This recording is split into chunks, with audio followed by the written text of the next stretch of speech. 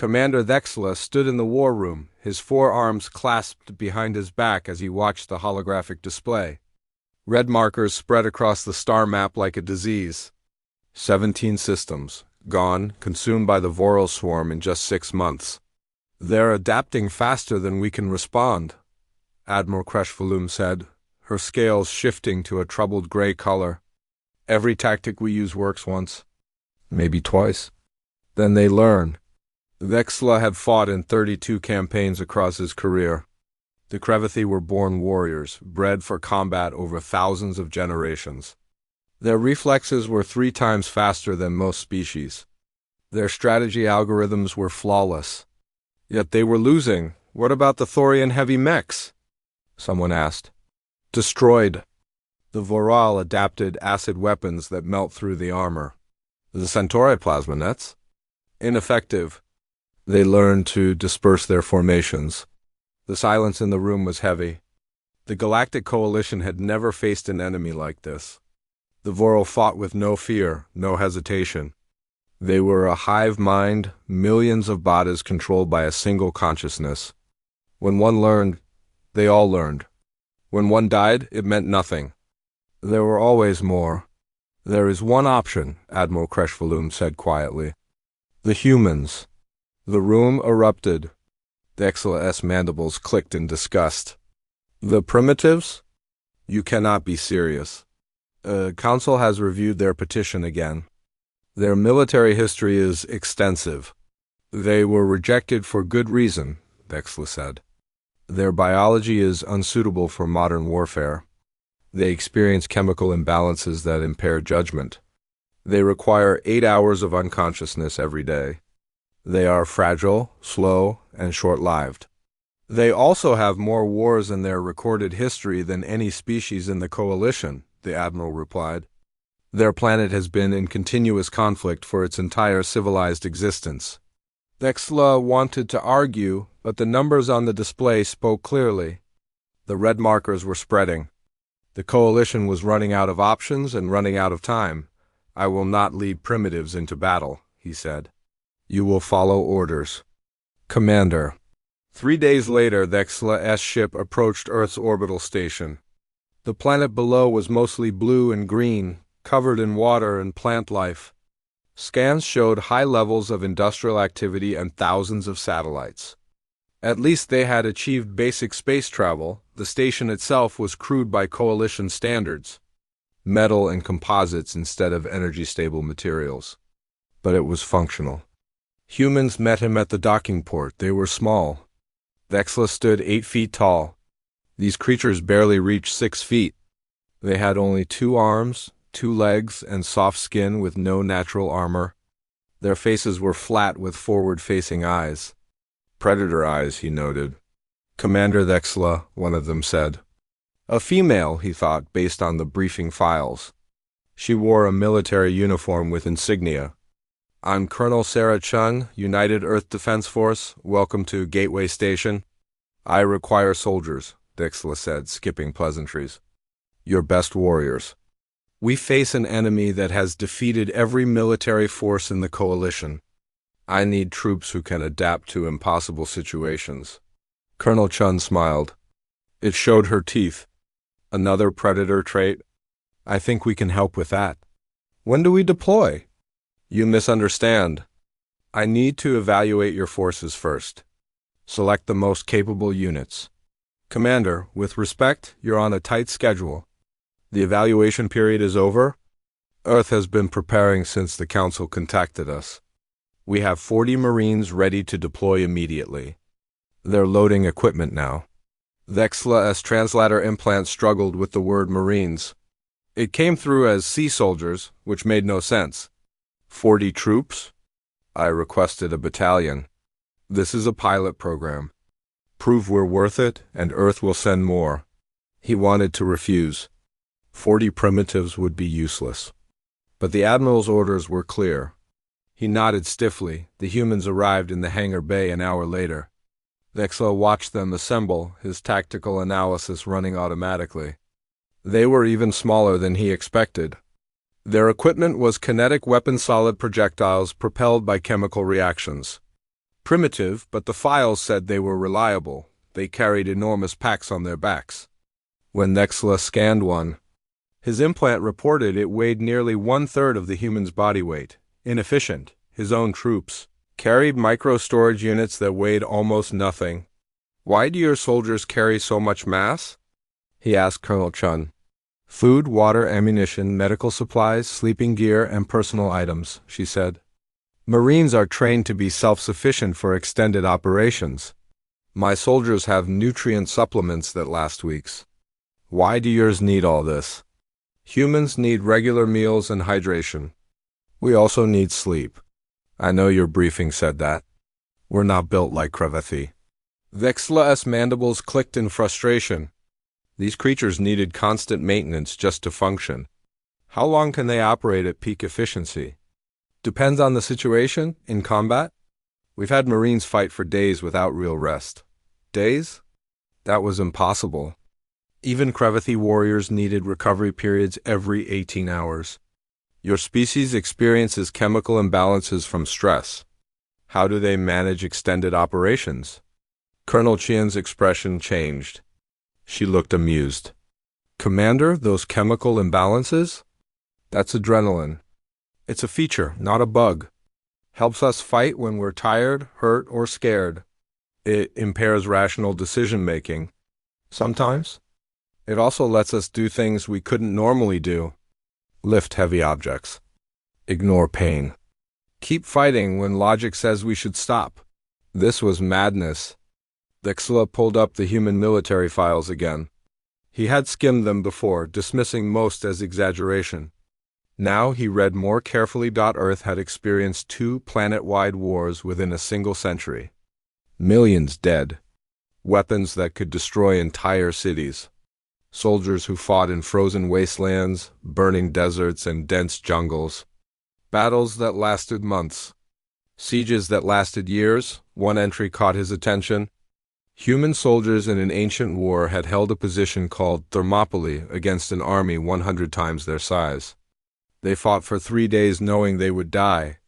All of them did. Another file described soldiers in a war called World War II, who were surrounded for weeks in a frozen city.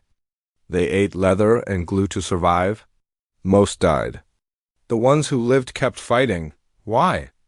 Vexla asked suddenly. "Sir, why do your soldiers fight when victory is impossible? When survival is unlikely?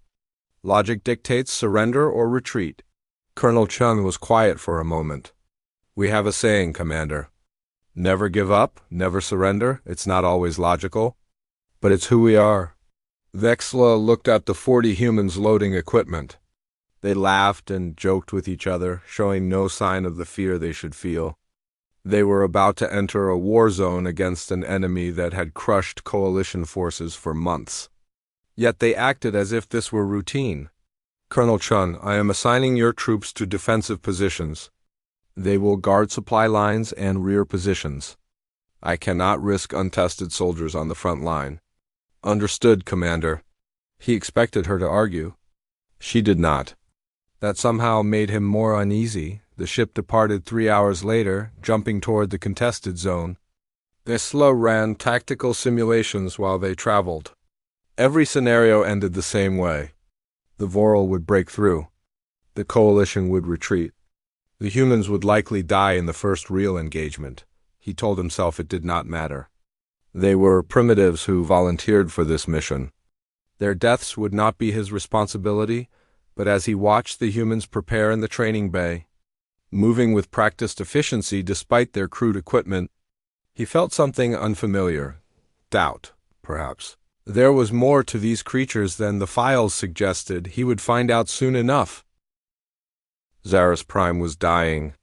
From orbit, Vexla could see the scars where Voral forces had torn through the surface. The mining colony held 6 million civilians and critical resource operations. If it fell, 3 nearby systems would be cut off from supply lines. "Defensive positions established," his tactical officer reported. Crevathi units holding the northern sectors. Thorian next on the eastern ridge. Centauri support batteries in the valley. And the humans? Junction 7, as ordered. Low priority position. Vexla nodded. Junction 7 was a minor crossroads far from expected enemy approaches. The humans would be safe there, out of the way.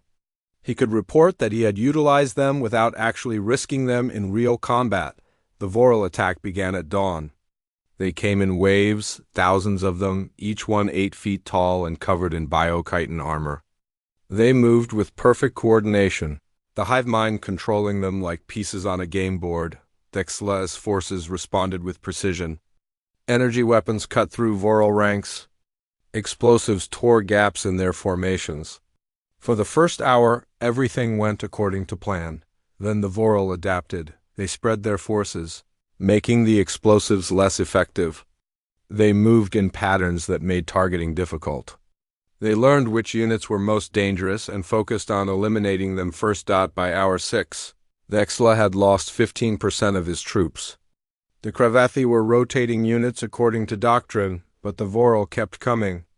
There was no end to them. "Sir, Northern Sector requesting reinforcements," the tactical officer said. "Denied. We cannot thin other positions. Eastern Ridge reports Thorian mechs down to 60% effectiveness." Vexla checked the chronometer. Hour 12. His warriors were performing admirably, but they were reaching their limits. Cravathi could fight at peak efficiency for 18 hours before requiring rest. After that, combat effectiveness dropped sharply. The Voral did not get tired. The Voral did not need rest. The Voral just kept coming. "Rotate Northern Sector units with reserves," Vexla ordered. "Maintain defensive integrity." But his reserves were thin. Too thin. The math was simple and brutal. The Voral could sustain this assault longer than the Coalition could defend against it. Hour 15. Casualties mounting. The Centauri batteries were running low on ammunition. 2 thorium mechs were completely disabled. The Northern Sector was holding, but barely. Then his cum crackled. "Commander Vexla, this is Colonel Chun." "Colonel, report. Junction 7 is secure. We can hear the fighting from here. We're requesting permission to advance and support the Northern Sector." Vexla pulled up the human status display. They had been at their position for 16 hours. By all reports, they should be exhausted. Human biology required sleep. They should be combat and effective by now. "Denied, Colonel. Maintain your position." "Commander, we're fresh and ready." "We can help.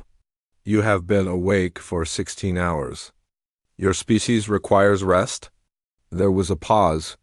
"Sir, with respect, we're Marines. We'll sleep when we're dead. Let us fight." Vexla wanted to refuse. These primitives would be slaughtered if they advanced. But the tactical display showed his Northern Sector failing. He needed troops somewhere. The humans were his only reserve. "Maintain your position, Colonel." "That is an order. Understood, sir." The cum went silent. Vexla turned back to the battle. Hour 18. His Cravathi warriors were at 70% effectiveness and dropping. Coalition doctrine called for retreat at this point. Staying longer would result in unacceptable casualties, but they could not retreat. 6 million civilians. Critical resources. Strategic importance. They had to hold. "Sir, motion sensors at Junction 7, the tactical officer said. Vexla pulled up the feed. The humans were moving, not retreating, advancing, directly toward the Northern Sector where fighting was heaviest. "Colonel Chun, I ordered you to maintain position." "Sorry, Commander." "Cum malfunction." "Can't hear you." "Must be interference from all the explosions." It was obviously not a malfunction. The humans were ignoring orders. Vexla pulled up their combat feeds, ready to watch them get torn apart. What he saw made no sense. The humans moved slower than Cravathi warriors. Their weapons were less powerful, but they moved with absolute determination. When Voral forces engaged them, they did not fall back to optimal positions. They held ground and fired until the enemy retreated or died. One human took a plasma burst to the shoulder. The wound was severe, cauterized by the heat but clearly painful. The human pressed something against it, some kind of silver adhesive tape, and kept fighting. Kept fighting, a Cravathi warrior with that injury would be evacuated immediately. This human acted like it was a minor inconvenience. Another human ran out of ammunition. Instead of falling back to resupply, the creature drew a knife. A primitive metal blade, and charged at a Voral warrior twice its size. The human was smaller, weaker, and armed with a weapon from prehistoric times. The human one. Vexla watched in disbelief as the 40 humans crashed into the northern sector like a wave. They were tired. He could see it in their movements, the slight slowness, the heavy breathing picked up by their cum units. But tired did not mean stopped. Tired did not mean quit. The Voral began to falter. For the first time in the entire war, Vexla saw them hesitate. The hive mind had learned to predict enemy behavior based on biological limitations. It knew when troops would be exhausted. It knew when morale would break. It knew when logic would force a retreat. It did not know what to do with an enemy that ignored all of those factors. "Northern sector holding," the tactical officer reported, surprise clear in their voice. "The humans are holding the line. Hour 20. Hour 22. Hour 24. The humans kept fighting. They were not at peak efficiency. They made mistakes that fresh troops would not make. But they did not stop. They did not slow down. They did not break. Colonel Chun's voice came through the cum, steady despite obvious exhaustion. "Commander, we've pushed them back 50 meters. The northern sector is stable. What are your orders?" Vexla stared at the displays. By every tactical calculation, those humans should be collapsed on the ground, unable to continue. Instead, they were asking for more orders. "Colonel, what is your unit's combat effectiveness percentage?" There was a pause. "Sir, we don't measure it that way. We measure whether we can still fight. And we can. Your troops have been in combat for 24 hours. They need rest. We'll rest when the job is done, Commander." Something in Vexla's tactical programming broke at that moment. His entire military career was built on calculations, efficiency ratings, optimal performance windows. The humans were operating outside all of those parameters. It should not work, but it was working. "All units, advance on the northern sector," Vexla ordered. "The humans have created an opportunity. We will exploit it." The coalition forces pushed forward. With the humans holding the line, Cravathi warriors who should have been exhausted found renewed determination. If these primitive mammals could keep fighting, so could they. The Voral began to retreat. Slowly at first, then faster. The hive mind was reassessing, calculating, trying to understand what had changed. What had changed was humanity. By hour 30, the battle was over. The Voral withdrew completely. Zaris Prime was saved. Vexla stood in the command center, reviewing casualty reports. He had lost 12% of his forces, acceptable for a defensive victory. The humans had lost 5 soldiers. 5 out of 40. Given how recklessly they had fought, he expected far worse. He pulled up their combat recordings. The humans had protected each other. When one fell wounded, others covered them. They did not leave anyone behind, even when tactical doctrine said they should. One human had carried a wounded comrade 300 meters under fire. 300 meters. Carrying extra weight. While being shot at. "Commander, the human troops are requesting permission to set up camp," an officer reported. "They say they need food and sleep now." "Granted. They have earned rest." Vexla walked to the observation deck and looked out at the human encampment. They were sitting around small fires, eating field rations and talking. Some were bandaging wounds. Others were already asleep on the ground, using their packs as pillows. They looked like any other soldiers after a battle. Tired, dirty, glad to be alive, but they were not like any other soldiers. They had fought for 30 hours with minimal breaks. They had ignored injuries that would disable other species. They had held a line that should have broken, and they had acted like it was normal. Colonel Chun approached him on the observation deck. She looked exhausted, her face pale and her movements slow. But her eyes were alert. "Your troops fought well, Colonel." "Thank you, Commander." "So did yours. You ignored my orders." "Yes, sir." "I did." And I'd do it again if needed. She looked at him directly. With respect, Commander, you didn't bring us here to sit in a safe position. You brought us to fight. That's what we do. Your species is not designed for extended combat operations.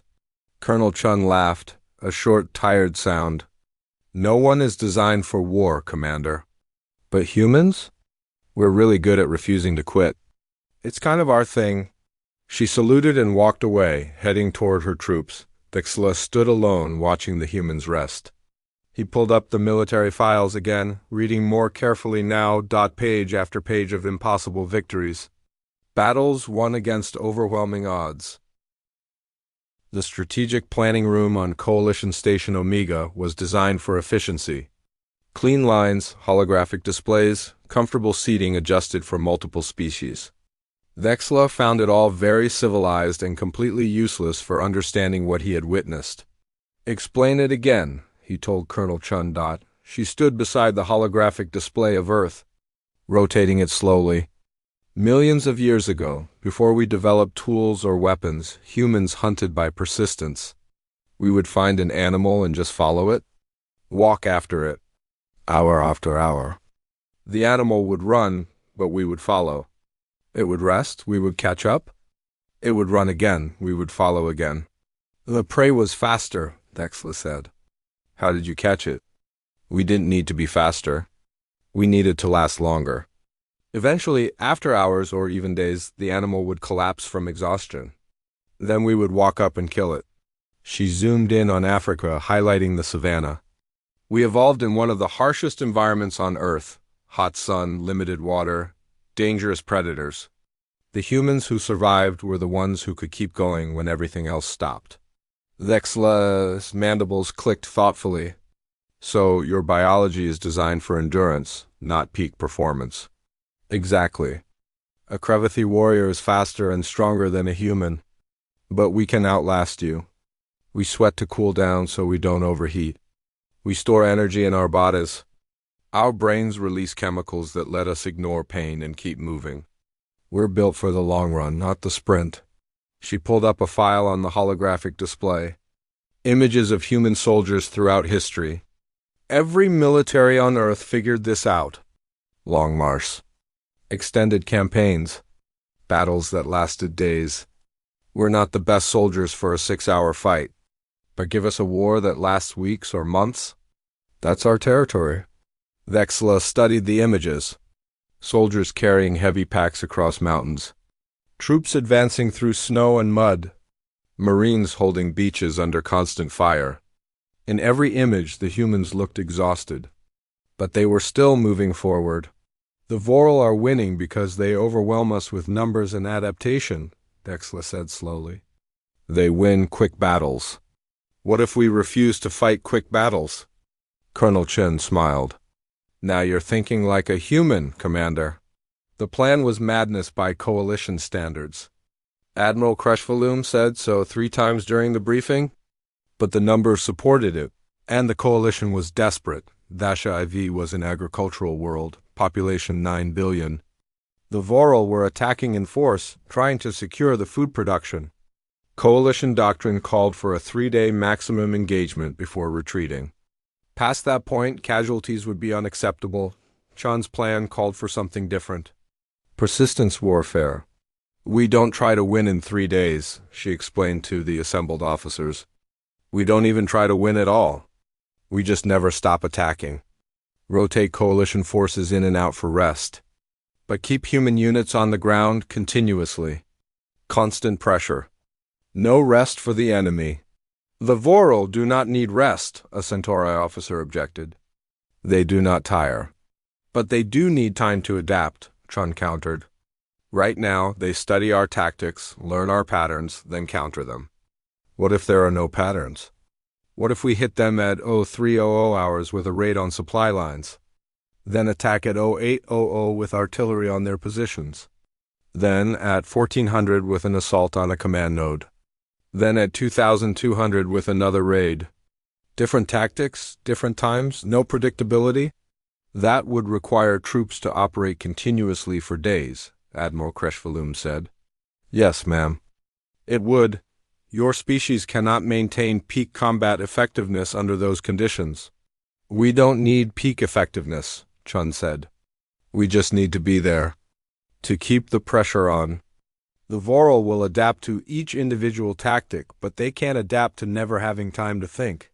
Vexla looked at the tactical projections. It could work. Coalition forces could rotate in fresh units for major engagements. Human forces would fill the gaps, maintaining constant harassment. The Voral would never get the recovery time they needed to properly adapt. How many troops can Earth commit? He asked. 2 full divisions. 20,000 Marines. We're already loading the transports. The Vesha IV operation began badly. The Voral hit harder than expected, pushing deep into coalition lines. By day 2, the situation was critical. Vexla prepared retreat orders. The human divisions arrived. They spread out across the combat zone in small units. Squads of 10 to 20 Marines operating independently. While coalition forces held defensive positions, humans went hunting. At 0300 hours, a human squad hit a Voral supply depot. 12 Marines against 200 Voral. The humans used explosives and withdrew before reinforcements arrived. The depot burned for 6 hours. At 0745 hours, human snipers killed 3 Voral command units from 2 kilometers away. The Voral adapted by keeping commanders deeper in protected positions. At 1330 hours, a human platoon called in artillery strikes on Voral staging areas. By the time the enemy responded, the humans had moved to a new position. At 1900 hours, Marines ambushed a Voral patrol using close-quarters combat and grenades. The fight lasted 4 minutes. The humans vanished into the terrain before reinforcements arrived. At 2245 hours, human combat engineers destroyed 3 bridges, cutting off Voral supply lines. Vexla watched the reports come in, hour after hour. The humans were not winning major battles. They were not holding critical positions. They were just there, constantly attacking from unexpected directions at unpredictable times. Sir, the Voral are showing signs of confusion, his tactical officer reported on day 3. Their formations are less coordinated. They're making defensive mistakes. They cannot adapt if they cannot identify the pattern, Vexla said. Because there is no pattern. Day 4. The Voral launched a major assault on the central city. Coalition forces met them with heavy resistance. While the main battle raged, human units hit Voral rear positions, forcing them to split their attention. Day 5. Voral command units started retreating to more secure positions, which made their control over frontline troops less effective. Coordination broke down. Individual Voral units began making independent decisions, which was exactly what the hive mind was bad at. They're adapting to constant pressure by withdrawing decision-making from the front lines, Chun explained. But that makes them slower to respond. They're trying to counter a strategy that has no fixed form. By day 7, the Voral were in full retreat. It was their first major defeat since the war began. Vexla walked through the human encampment after the battle. The Marines looked like they had been through a war, because they had 7 days of continuous operations. Some units had been in combat for 90 hours with only brief rest periods. They sat around cooking fires, cleaning weapons, eating anything available. Several were asleep in their uniforms, too exhausted to even remove their boots. Others were laughing and telling stories. The strange human coping mechanism of making jokes about terrible situations. A young Marine, barely more than a juvenile by human standards, looked up as Vexla passed. "Hey, Commander, we win." "Yes, Corporal. We won. Cool, wake me when we need to fight again." The human put his head down on his pack and was asleep in seconds. Vexla found Colonel Chun in the command tent, reviewing maps. She looked terrible. Her uniform was dirty and torn. Her face was covered in dust and sweat. Her eyes were red from lack of sleep. But she was still working. "Colonel, you need rest." "I'll rest when I'm dead, sir. Right now, I'm planning the next operation." "There is no next operation yet." "There will be. The Voral will adapt to persistence warfare eventually. We need to be ready with something new. She looked up at him. That's the thing about humans, Commander. We're not just good at endurance. We're good at learning, changing, adapting. The Voral adapt to tactical situations. We adapt to entire ways of thinking. Vexla sat down across from her. Your soldiers have been awake for nearly a week. By my species' standards, they should be incapable of basic functions. Yeah, well, we're not at our best right now, Chun admitted. We're making mistakes. We're slower. We're definitely not thinking as clearly as we should. But we can still pull a trigger and follow orders. Sometimes that's enough. Why? The question came out before Vexla could stop it. Why do you keep going? What drives your species to fight past the point of reason? Chun was quiet for a long moment. You know what persistence hunting was really about, Commander? It wasn't about being stronger than the prey. It was about refusing to give up. The animal that runs away gets to live another day unless someone keeps chasing it. We kept chasing, for days if necessary. We didn't stop because stopping meant going hungry. Stopping meant our children didn't eat. Stopping meant death. She stood and walked to the tent entrance, looking out at her troops. We evolved from creatures that had a simple choice: keep going or die. And the ones who kept going became us. It's in our DNA, in our culture. In every human society across Earth, we tell stories about people who refuse to quit. We celebrate endurance. We honor persistence. It's who we are at a fundamental level. Vexla joined her at the entrance. The Coalition has been fighting a war of efficiency. Peak performance in optimal time windows. And the Voral have been winning that war because they can match your efficiency with sheer numbers. So we must fight a different war. A war of persistence. The distress signal came through weak and broken. Transport ship Valiant Dawn, carrying 40 Marine reinforcements to the front lines, had been ambushed by Voral scouts. The ship was down on Kalos 9, a barren moon with no atmosphere and temperatures that dropped to minus 200 degrees at night. Time to last transmission? Vexla asked. 11 days, sir, the comm officer reported. 11 days. No atmosphere meant no oxygen. Even with emergency supplies, the humans would have died within hours. Vexla pulled up the tactical display. Kilos 9 was deep in contested space. A rescue mission would be dangerous and pointless. Mark the location for recovery when the sector is secure, he ordered. We will retrieve their remains when possible. Sir, we're receiving another signal from Kylos 9, the comm officer said. It's the humans. They're alive? Vexla's mandibles clicked in disbelief. Confirm that transmission. The voice that came through was rough and tired, but unmistakably human. This is Staff Sergeant Marcus Webb, UEDF Marines.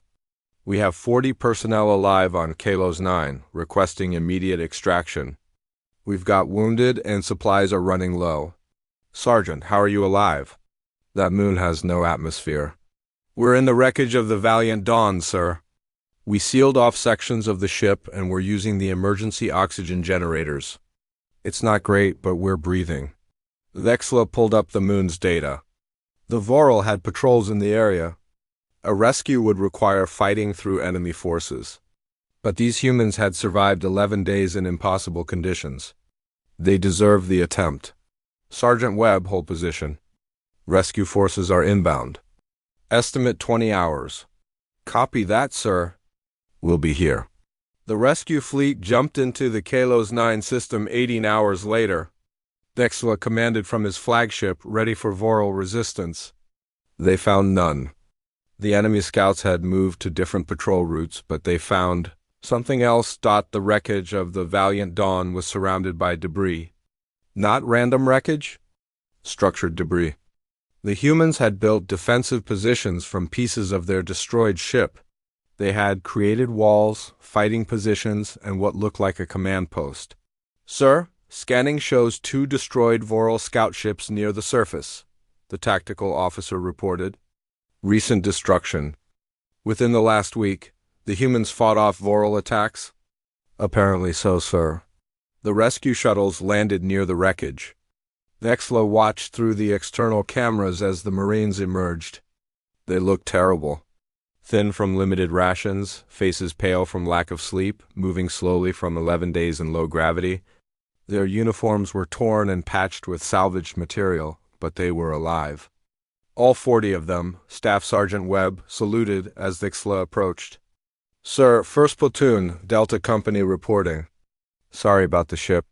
"Sergeant, report. How did you survive 11 days on a dead moon?" Webb gestured to the wreckage.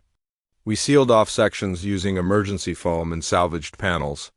Set up oxygen generators in each section. Rationed food and water. Posted guards and shifts."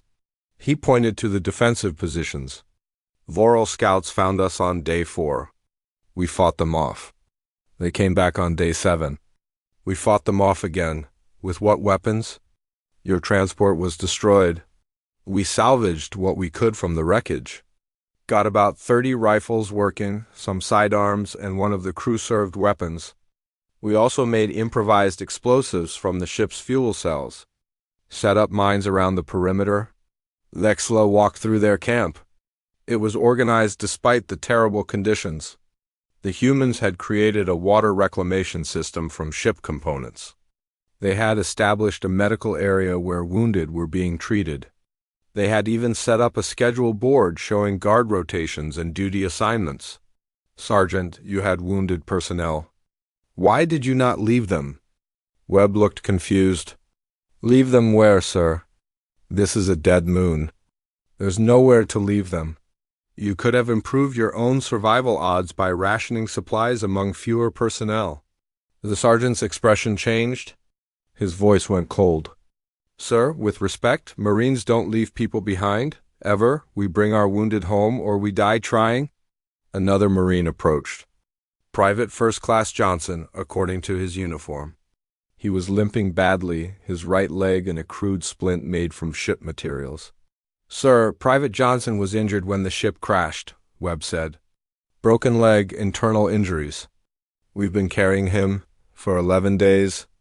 While under attack?" "Yes, sir." Vexla looked at Johnson. "Private, you were unable to fight or contribute. Did you ask your unit to leave you?" Johnson looked offended. "No, sir. And they wouldn't have anyway. Why not?" "Because we're Marines, sir. We're a team. When one of us falls, the others pick him up. That's how it works." Vexla returned to his ship and pulled up human military history files. He read for hours, searching for patterns. He found them, stories of soldiers who escaped prisoner camps and walked hundreds of miles through enemy territory to return home. Special forces teams that spent months behind enemy lines, cut off from support, surviving on determination alone. Naval crews who survived weeks in lifeboats after their ships sank. Pilots who evaded capture and made it back across entire countries. And always the same principle. We don't leave people behind. There was a famous human saying from an ancient war, "Leave no man behind." It was not just a motto. It was fundamental to how humans fought. They would risk everything to recover their wounded. They would die rather than abandon their own. It was tactically inefficient. It risked additional casualties for personnel who could not contribute to mission success.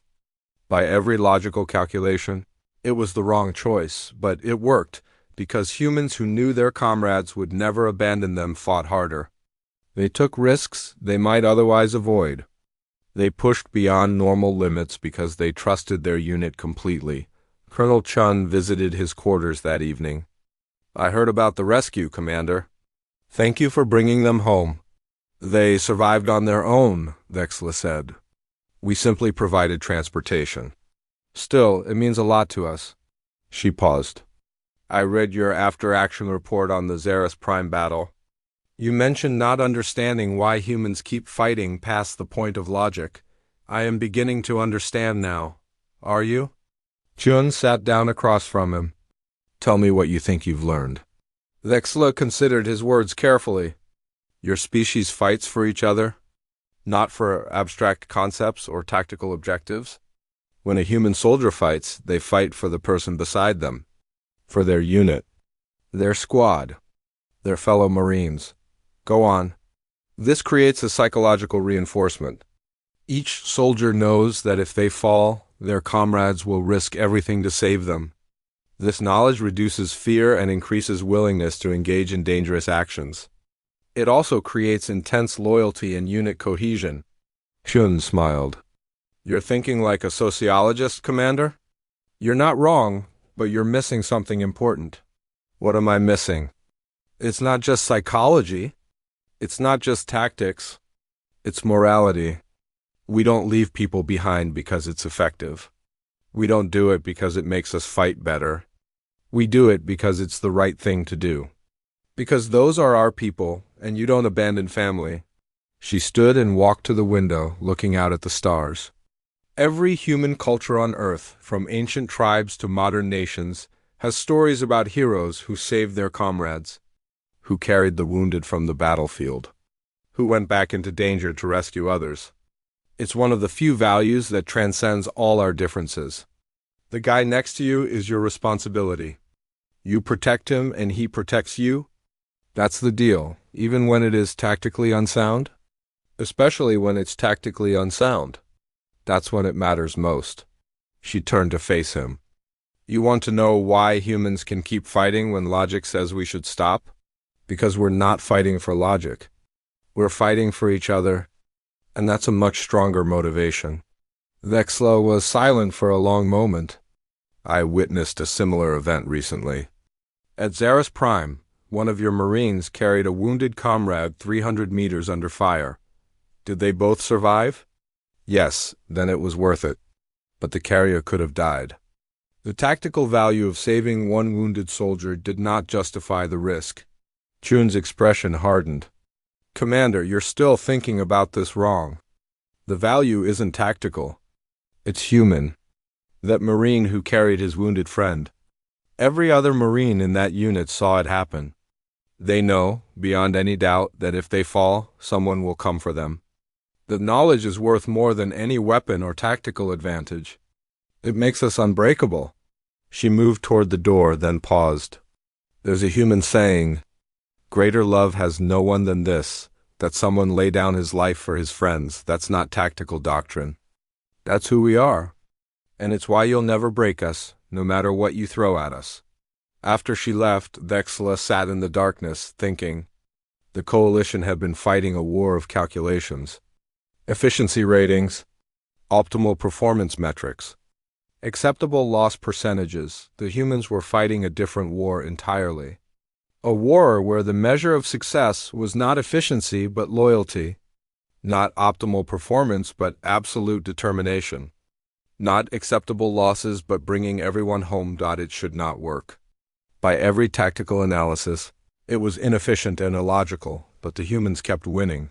Vexla pulled up the mission reports from the last 3 months. Human forces had been involved in 27 major engagements. The strategic display showed 17 Voral fleets converging on a single point. Crevithia Prime, Vexla's homeworld. 16 billion civilians. The capital of the Coalition's oldest member species. It's a trap, Admiral Creshvaloom said, her scales turned deep gray with stress.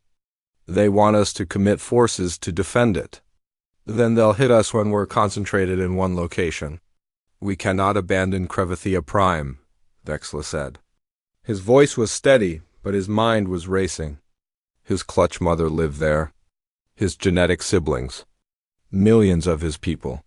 The calculations are clear, Commander. We can hold for 40 hours maximum. After that, we will lose both the planet and the fleet. It is better to evacuate and preserve our forces. 16 billion civilians cannot be evacuated in 40 hours. The room was silent. Everyone knew the math. It would take at least 72 hours to evacuate the population, probably more. The Coalition did not have 72 hours. They barely had 40. General Sarah Chun, recently promoted after her success at HFY, studied the display. I have a proposal. The humans cannot save Crevithia Prime, Admiral Creshvaloom said. This is not a raid or a skirmish. This is a full-scale planetary invasion. I know. But we can buy time for the evacuation. June pulled up force deployment data. Earth can deploy a full division. 12,000 Marines. We establish a mobile defense around the civilian evacuation zones. We don't try to win. We just buy time? 12,000 troops against 17 Voral fleets. The Admiral's scales shifted to a shocked white. That is suicide. Yes, ma'am. It is. Dexlo looked at Chun. Her face was calm, but he could see the weight of what she was proposing. General, you are asking your soldiers to die for my people. I'm asking them to do what Marines do, Commander. Hold the line. Buy time. Save lives. She met his eyes. Will it be enough time to evacuate Crevithia Prime? Dexlo ran the calculations. If human forces could hold for 72 hours, they could evacuate 95% of the population. If they held for 48 hours, maybe 70%. Even 24 hours would save billions, but holding even 24 hours against that force was impossible. General, I cannot ask you to sacrifice your troops for my world. You're not asking, Commander. I'm volunteering. That's the deal. You'd do the same for Earth if the situation was reversed. He would. Dexlo realized it was true. Months ago, he would have retreated according to doctrine. Now, after fighting alongside humans, after watching them refuse to abandon anyone, he would risk his forces to save human civilians. The humans had changed him. Changed the entire coalition. Admiral, I am joining the ground forces, Dexlo said. I will not watch from orbit while others die for my world. Commander, that is against protocol. I am aware. I'm going anyway. June smiled, a predator's expression that showed her teeth. Welcome to the suicide mission, Commander. Let's go save your planet. The human transports dropped through Crevithia Prime's atmosphere like meteors. 12,000 Marines deploying to a world of 16 billion civilians. Dexlo rode in the lead transport with Chun and her command staff. What is your plan, General? He asked. Mobile defense. We don't hold fixed positions. We keep moving, hit the Voral from unexpected angles, disrupt their formations. Make them chase us. Every minute they spend hunting us is a minute they're not killing civilians. That will not work for 72 hours. No, Chun agreed. It won't, but we'll make it work as long as possible. Maybe we get lucky. Maybe coalition reinforcements arrive early. Maybe the Voral make mistakes. She checked her rifle. Or maybe we just fight until we can't fight anymore and hope it's enough. The Voral landed 6 hours after the Marines deployed. They came in massive dropships, thousands of warriors pouring onto the surface. The humans scattered into small units. Exactly as Chun planned, Dexlo fought alongside a human platoon led by Lieutenant Jackson. The first engagement came at hour 8. Voral forces advancing on an evacuation center. The humans hit them from the side with missiles and automatic fire. Displace! Displace! Jackson shouted. The platoon was running before the Voral could respond, falling back to a new position 3 kilometers away. Why did we retreat? Vixla asked. We had superior firepower. Because in 30 seconds, they'll hit that position with everything they've got, Jackson said. We don't win by standing still. We win by making them waste ammunition on empty ground. Hour 12. Hour 18. Hour 24. The humans kept moving, kept fighting, kept buying time. Vexlo watched evacuation numbers climb. 3 billion evacuated. 5 billion. 7 billion. The Voral adapted. They began predicting human movements, setting ambush. Casualties mounted. Chion's reports came through every hour, each one shorter than the last. Unit strength dropping. Ammunition running low. Wounded being carried by their squads because there was nowhere to evacuate them. Hour 36. The Exla-S platoon ran into a Voral ambush. Lieutenant Jackson was hit in the first seconds, plasma burning through his armor. He went down hard.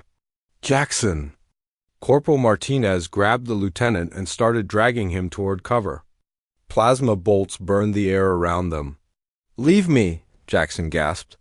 Get to the rally point. Shut up, sir. Martinez kept dragging. Vexla found himself laying down covering fire, his rifle chattering as he targeted Voral warriors. Another Marine, Private Williams, ran forward to help Martinez. A plasma bolt hit Williams in the leg. He stumbled but did not fall. Together, the two humans pulled their lieutenant to safety. They could have retreated faster without him. They would have had better odds of survival. They did not even consider it. Hour 48. General Chun's voice came through on the command channel, tired but steady. All units, evacuation status is at 11 billion. We've saved 11 billion civilians. That's not bad for a day's work. General, what is your unit strength? Admiral Creshvolume asked from orbit. There was a pause. We're at about 6,000 effectives. Maybe less. Hard to get accurate counts when everyone's moving? 6,000 out of 12,000. Half the force gone in 2 days. General, you have exceeded all expectations. Coalition reinforcements are 20 hours out. You can evacuate now. Negative, Admiral. We've still got 5 billion civilians on the ground. We're not leaving until they're out. General Chun, you cannot hold for another 20 hours. Your forces are exhausted and undersupplied. And then we'll hold for 19 hours and 59 minutes. Chun's voice carried absolute conviction. We came here to buy time. The job's not done. Hour 56? Vexla S unit was down to 80 Marines from an original 35. They had been fighting for more than 2 days straight. The humans moved slowly now, exhaustion clear in every step. But they moved. Commander, why do we keep going? Private Williams asked. His leg wound was poorly bandaged, seeping blood through the dressing. We've saved billions. Mission accomplished, right? Because there are still civilians who need time, Vexla said, understanding now. Because we do not abandon people who need us. Williams smiled through his pain. You're learning, sir. Hour 60. General Chun's command post was hit by Voral artillery. Vexla heard the report over the command channel. Chun was down, critically wounded. Her staff was requesting immediate evacuation. Negative, Chun's voice came through, weak but clear. Leave me. Get the civilians out. Ma'am, you need medical attention, her aide said. I need you to follow orders. I'm done, but this mission isn't. Keep fighting. Buy them time? Vexla felt something break inside him. This human general, who had volunteered to die for his world, was actually going to do it. By choice, because she believed it mattered. All units, this is Commander Vexla. General Chun is correct. We continue the mission. We fight until every civilian is evacuated or we are all dead. Those are the only two acceptable outcomes. His own voice surprised him. A month ago, he would have calculated acceptable losses and called for retreat. Now he was channeling human stubbornness, and it felt right. Hour 68. 4 billion evacuated. 2 billion to go. Human units down to 3,000 effectives. Ammunition was nearly gone. Some Marines were fighting with captured Voral weapons. Others were using knives and improvised explosives. The Voral were winning, but slowly. Too slowly. Because these humans refused to make it easy. Hour 72. The last evacuation ship launched from Crevithia Prime. 16 billion civilians saved. Every single one. All units, evacuation complete, Admiral Creshvolume announced. All surviving personnel fall back to extraction points. Coalition reinforcements are entering the system. Vexla stood in a ruined building with 12 Marines, all that remained of his platoon. They looked at each other, then started laughing. Tired, slightly crazy laughing. We did it, Corporal Martinez said. We actually did it. Your people are safe, Commander, Private Williams said. Worth it. Coalition reinforcements hit the Voral fleets in orbit, driving them back. Rescue shuttles landed across the planet, pulling out surviving Marines. 4,000 humans had survived the 72-hour battle. 8,000 had died. General Chun was not among the survivors. She died at hour 63, refusing evacuation until the civilians were safe. 200 Marines died defending her command post in the final hours, buying time for one last evacuation ship to launch. Thixla stood at the memorial service 2 weeks later,